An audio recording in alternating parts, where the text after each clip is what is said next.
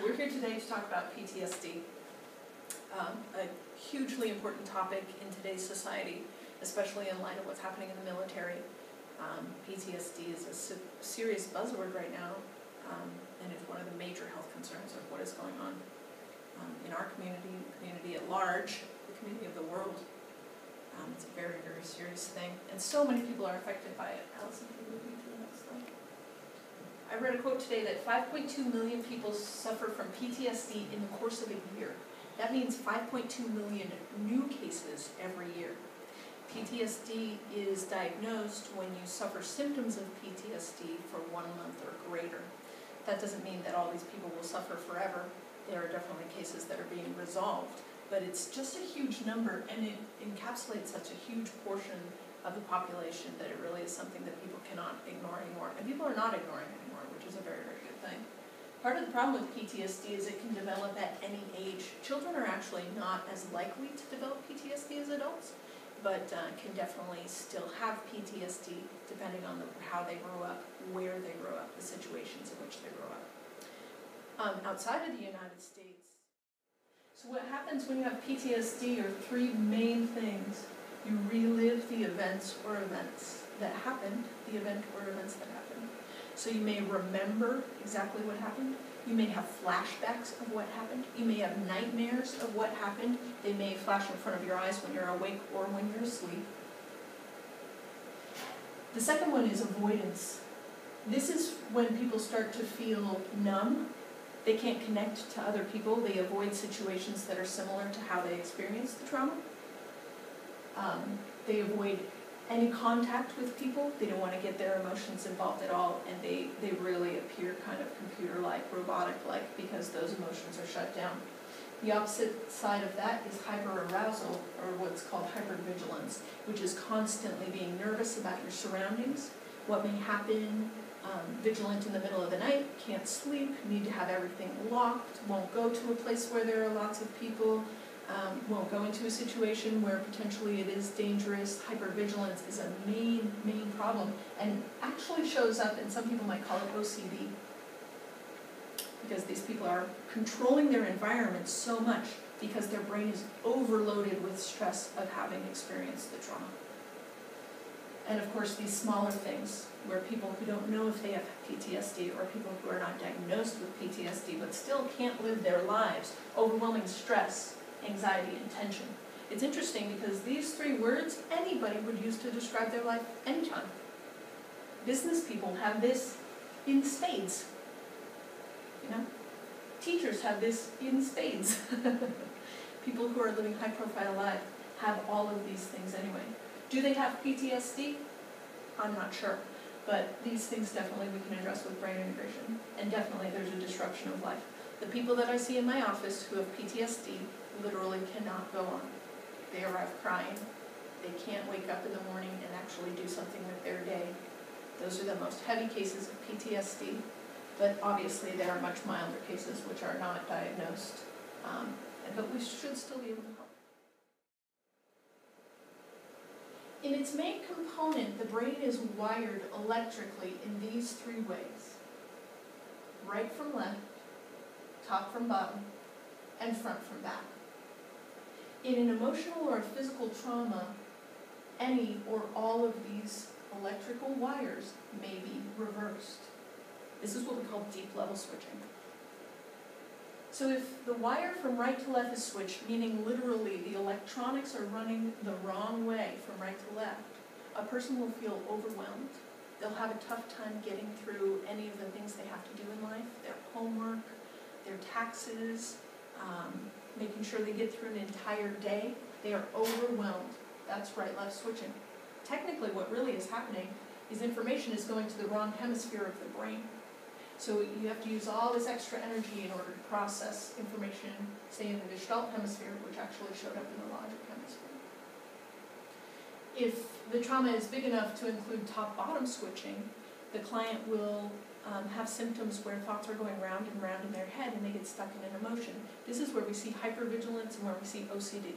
So you have a thought maybe that someone may enter your home, for example, and you can't get the thought out of your head.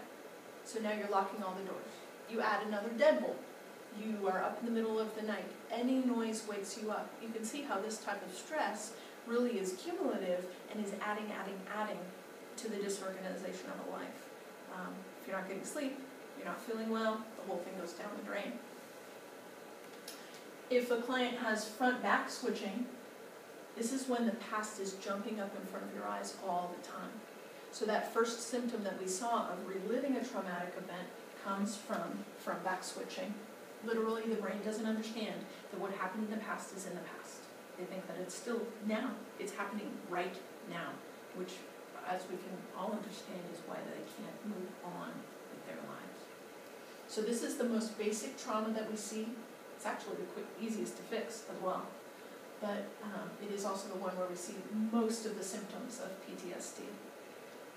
So when we look at the limbic system, Allison, if you can move me there, this is the second area that really gets affected by a physical and emotional trauma. And two specific places, in the amygdala, which is here, this red blob, and in the hippocampus. These are arguably the most important emotional centers in the brain. The amygdala houses the production and the control of all the primal emotions: rage, escape, pleasure, fear, and punishment, the 5 main emotions. It also controls a whole bunch of other things like pupillary dilation. It controls fears, that's where your fears would be located. Sensitivities in any of the 5 senses would be there as well. The hippocampus is playing an important part too, because this is what changes a short-term memory into a long-term memory. Now, the final component of making a memory in the brain is when the amygdala assigns an emotional content to something. That is the very last step. So you have a short-term memory. Just before it becomes a long-term memory, after the repetition, there is an emotion that is assigned by the amygdala, which is arguably the most important part, because learning is based on whether you like something or whether you're afraid of something. So when that amygdala assigns an emotion and it becomes a long-term memory, this is where we see a problem in people who have PTSD. You have a memory of an event, the amygdala assigns an emotion, which may be fear or rage, and then if you have front-back switching, you'll never make it out of that loop. If you have top-bottom switching, where the thoughts go round and round in your head, you will never make it out of that loop. Which is why sometimes people go to therapy for years and years and years and may never make it out of their trauma. Because if the brain is not wired correctly, like we saw in the previous slide, you are literally re-injuring yourself every time you talk about it. So you go to therapy for 20 years, you are re-injuring yourself every time for 20 years. You never get over it. It's just not physically possible in the brain.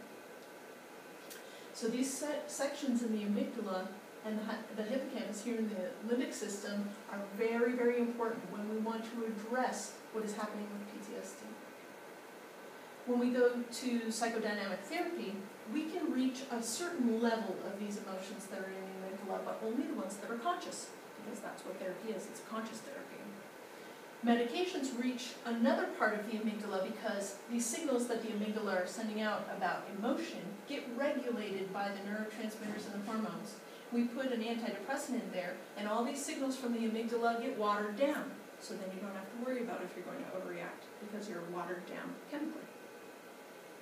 But in reality, brain integration can address this amygdala and every portion of it, including how the amygdala uses the hypothalamus, which is actually up here, to regulate all your autonomic things, like your hair standing up on end, the sweat that you feel when you get nervous, your heartbeat, which may be erratic, fast, or maybe slow.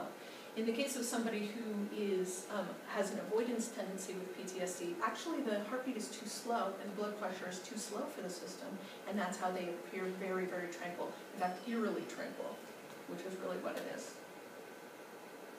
In some cases of physical and sexual assault, particularly when kids are very young, literally the hippocampus doesn't even form, or may be malformed, because the body in its infinite wisdom doesn't want to relive a trauma, so it literally will not make a memory. Literally, the memory is not there. Sometimes people think the memory is there and it's hidden subconsciously, but in reality, the hippocampus will be prevented from making an injuring memory if the brain thinks that that's not healthy. So that's actually a way that the brain can be physically deformed from PTSD.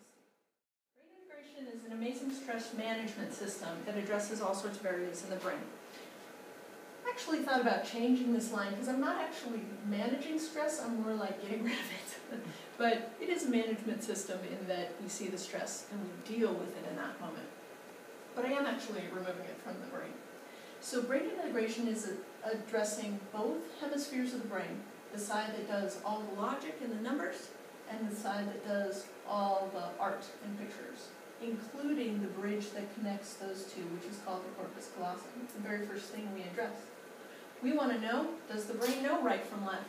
Does it know top from bottom? Does it know front from back? And if it doesn't, I can rewire it so that it knows those things. So the past stops jumping in front of your face. This thoughts stop going round and round. And that overwhelming feeling goes away because the brain knows all of those things. The corpus callosum starts to work correctly so that the brain can use both hemispheres, because that is so important in our daily life. Even walking down the street, literally like this, the brain is using both hemispheres. It has to, because I have two sides of the body. And this side of my brain is running this side. Can you imagine if only that side was working? I wouldn't walk. Literally, quite literally. And then, in the regular brain integration protocol, we address the limbic system. So again, that area, which right here is signified by this white, is being addressed in our actual protocol. That's in regular brain integration. But that doesn't mean that I don't have more resources to go deeper into this amygdala, specifically when you are having a traumatic event that affects every portion of your day. So say you were injured in the bombings, and now every time you go downtown, you feel sweaty, you're short of breath, you can't control yourself. Maybe you go home that night and somebody asks you a very simple question and you go over the edge. Those things are all stored in the limbic system, and we can take away the emotional content of all of those situations. So these two are the most important components when we're dealing with PTSD. But then there's a second component which is really important here, specifically for events that are loud and traumatic, where you may see something very badly. So again, to use the example of the bombings that were in this city, they were quite loud, and people saw awful, awful things when they were down there. I have quite a few clients who were actually injured in those bombings. So here we have a trauma that's stuck in the senses, quite literally. So you may hear a loud something, a siren, a car honking, and it may remind you of the event. We can take the stress out of those ears. You may see something, some people around, anything that reminds you of the situation. The stress gets lodged not only in the optical nerve, but in the actual muscles of the eye. So we can rewire that. So we're starting taking the stress out of the hemispheres, taking the stress out of the corpus callosum, taking the stress out of the limbic system, which is where most of the work is done with PTSD, and then finally taking it out of the senses. Now, to finish up brain integration and make it permanent, we address balance so that the body is balanced, literally, in the vestibular system, which is in the ears. And then we do a marching system, which fuses those wires, the two hemispheres and the corpus callosum, at this amazing rate. So that's what allowed these things to be permanent. Hi, come on in and do this. So that's what allows those components of rewiring this brain to be permanent. So when brain integration addresses PTSD, it's not a new protocol. It's the same protocol that I had used to address ADD, ADHD, concussions, learning difficulties, any of those things. But it just happens to work so well because I can get into the limbic system, because the limbic system is what's housing all those major traumas.